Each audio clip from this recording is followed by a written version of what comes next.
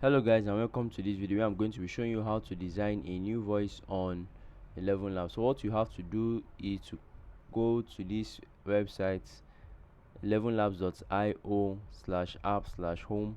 So once you click on it, it should bring you to a page. You need to scroll down and choose either voice design or clone your voice. Now let me be upfront about this is for people that have subscription. So if you're looking for a free um app to do this is not the app.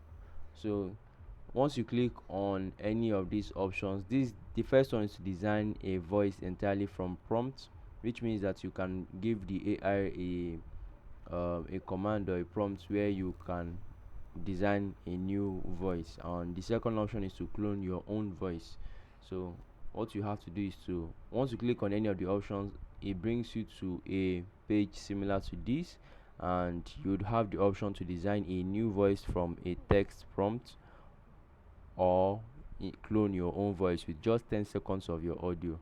So but you, as you can if you read below, you see that this option is for the creator plan subscription on 11labs. So this is how to create or design a new voice on 11labs. If this video has been helpful to you, please